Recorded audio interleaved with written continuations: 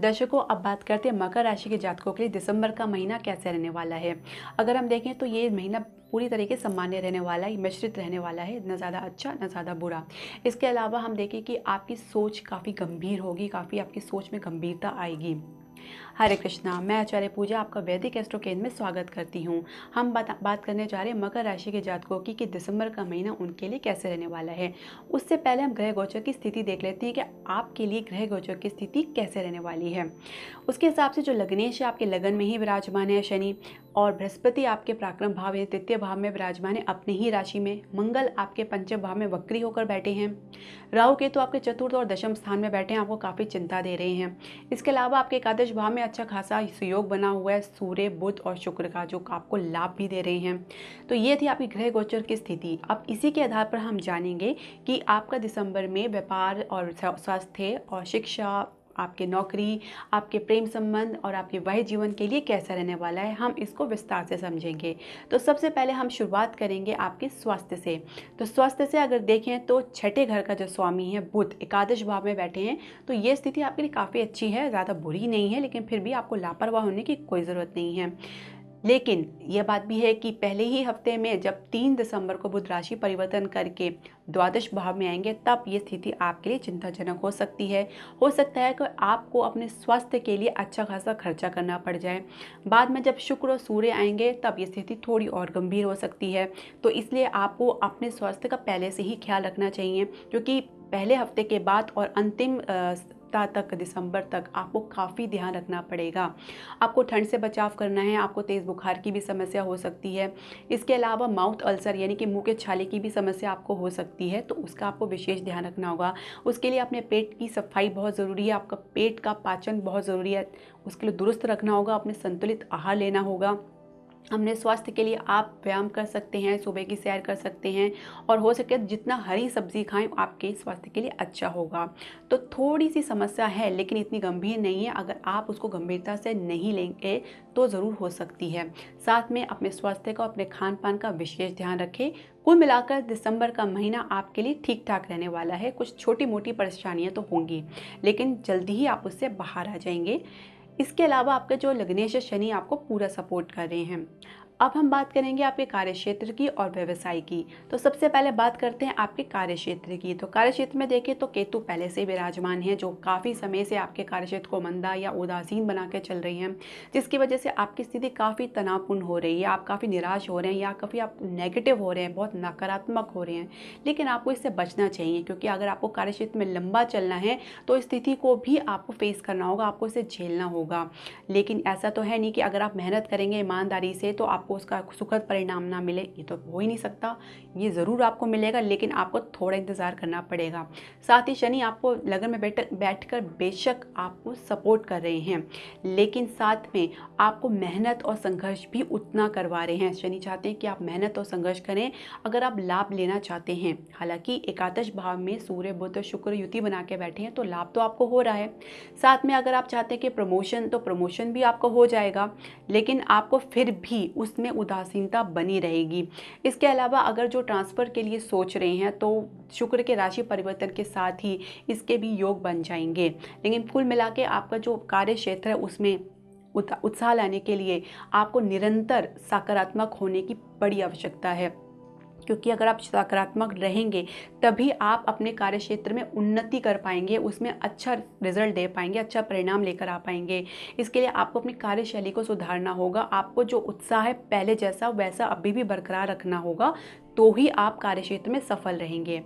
अब हम बात करते हैं आपके व्यवसाय की। तो व्यवसाय के लिए शनि महाराज आपका लगन में बैठ के सप्तम में दृष्टि डाल रहे हैं, तो ये तो आपको निश्चित करना है कि आपकी आमदनी तो फिक्स है, यानी कि आपको जो इन्वेस्टमेंट है उसको आपको जो रिटर्न है वो तो आपको ज़रूर मिलेगा, लेकिन थोड़ा आपको इंतज़ार करना पड़ सकता है। या हो सकता है उसके लिए आपको थोड़ी भाग दौड़ करनी पड़े, तो वो तो शनि महाराज आपसे वैसे ही करवाने को तैयार रहते हैं, क्योंकि शनि महाराज तो वैसे ही मेहनत के देवता हैं और आप चाहते हैं कि आप मेहनत करें।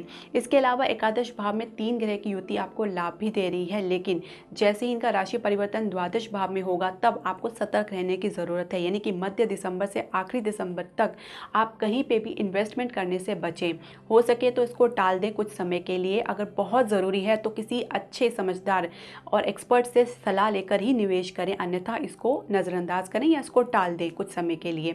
कुछ समय बाद जैसे ही ग्रह गोचरों में परिवर्तन होगा, आपकी स्थिति वैसे ही ठीक हो जाएगी। तब तक आपको काफ़ी सावधान रहने की ज़रूरत है। अनियमित खर्चे से आप अपने को बचा के रखें, क्योंकि अनियमित खर्चा आपके बैलेंस को बिगाड़ के रख देगा। तो व्यापार के लिए आपकी स्थिति अच्छी भी है और बुरी भी है। ये आपकी सावधानी पर और आपकी सतर्कता पर निर्भर करता है कि आप कितने सतर्क हैं। इसके अलावा व्यापार के लिए और आपके कार्य क्षेत्र के लिए दिसंबर का ये था फलादेश। अब हम जानेंगे आपका आर्थिक क्षेत्र। जैसे मैं बताई थी आर्थिक क्षेत्र की, तो आर्थिक क्षेत्र में आपको काफ़ी उतार चढ़ाव देखने को मिल सकता है, क्योंकि दशम भाव में केतु वैसे ही पहले बैठे हैं। उसके अलावा पंचम भाव में मंगल वक्री होकर बैठ के एकादश को देख रहे हैं। एकादश में सूर्य शुक्र बुध पहले से बैठे हैं। हालांकि आपको शुरुआत में थोड़ा लाभ तो मिल सकता है, लेकिन जैसे ही इनका राशि परिवर्तन होगा, यानी कि शुक्र और बुध का राशि परिवर्तन होगा और वह द्वादश भाव में जाएंगे, तो आप अपने लाभ में थोड़ा गिरावट देखेंगे और खर्चे में अनियंत्रित देखेंगे, तो अनियंत्रितता देखेंगे, तो जिसकी वजह से आपका बैलेंस बिगड़ने की पूरी संभावना है। इसके अलावा मध्य तक सूर्य भी द्वादश भाव में चले जाएंगे, तो काफ़ी नुकसान होने की भी आपको आशंका है।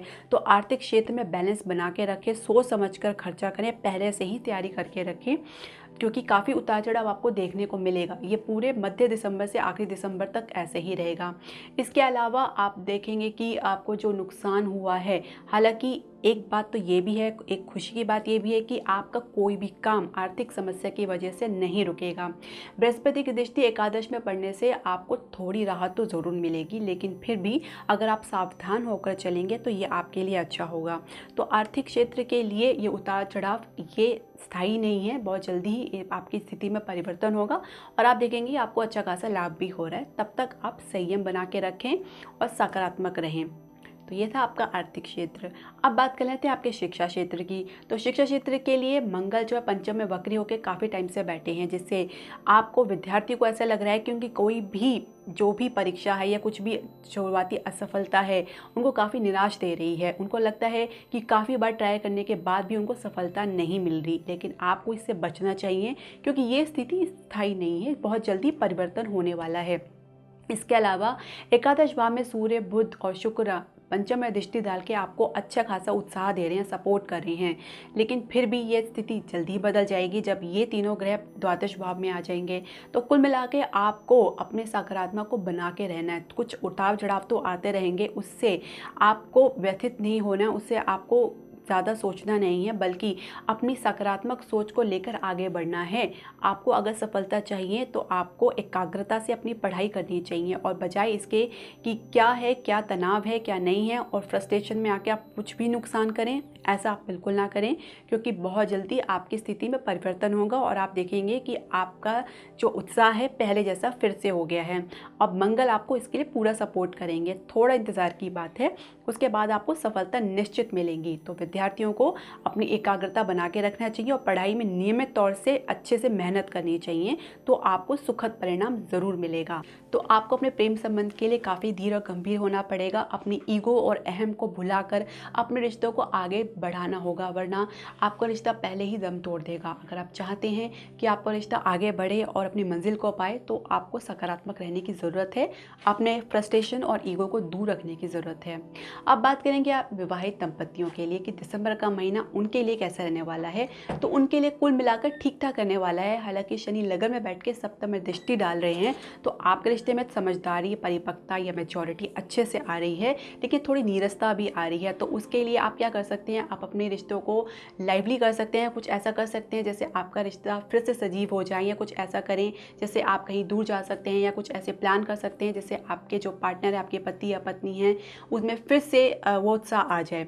तो उसका लिए आप पूरी कोशिश करते हैं, क्योंकि शनि अभी थोड़ा यहाँ पर रहेंगे।